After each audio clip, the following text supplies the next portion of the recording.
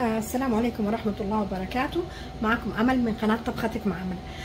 اليوم حسوي معاكم ترند الملفوف المشوي. بس خليني أذكركم قبل ما أبدأ، لا تنسوا الاشتراك في قناتي، ولا تنسوا اللايكات، ولا تنسوا تدعموني. ويلا خلينا نشوف المقادير مع بعض. عندي هنا ملفوف قطعته بهذه الطريقة بشكل حلقات، شوفوا كده شرايح يعني بحلقات دائرية زي لما تقطعوا البصل حلقات. عندي لتتبيلة الملفوف عندي فلفل مجروش حار، عندي بابريكا، وعندي فلفل أسود، والملح طبعا، وزيت الزيتون لأننا حنشويه في الفرن، وعندي هنا طحينة، وعندي هنا ملعقة خل تفاح أو خل عادي، وهنا عندي شوية بقدونس، وهنا عندي حبة ليمون مع ملعقة صغيرة بشر ليمون. ويلا خلينا نشوف الطريقة مع بعض. أول حاجة حنبهر الملفوف، حنملحه ونبهره، يعني هرش له شويه بابريكا،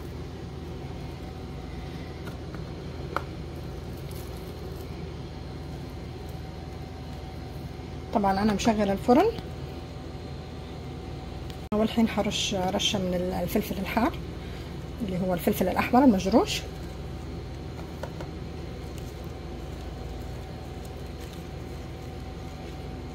وحرش رشه فلفل اسود،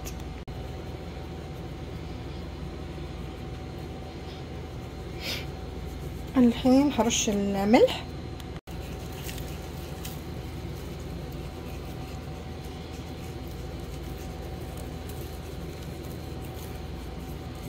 واخر شيء حرش زيت الزيتون.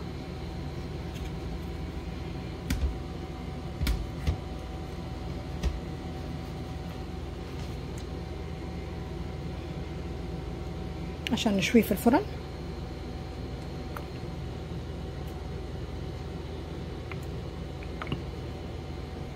هنا بعد ما خلصت رشيت زيت الزيتون، الحين حدخله الفرن لما يتحمر.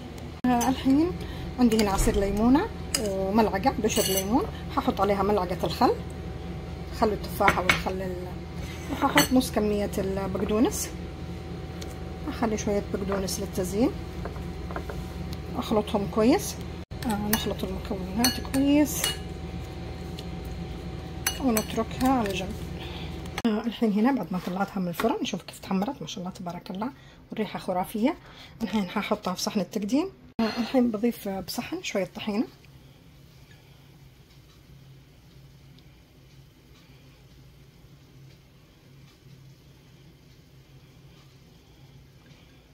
والحين بحط الملفوف فوقها.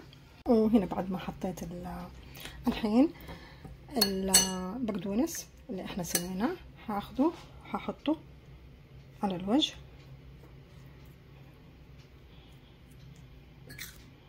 والحين هنا بعد ما خلص الطبق حقنا، طبق لذيذ جدا وانا اعتبره من المقبلات، اتمنى انكم تجربوه وتعطوني رايكم فيه. وبكده تكون خلصت طبختنا. لا تنسوا الاشتراك في قناتي، لا تنسوا اللايكات، لا تنسوا تدعموني، ويعطيكم الف عافيه.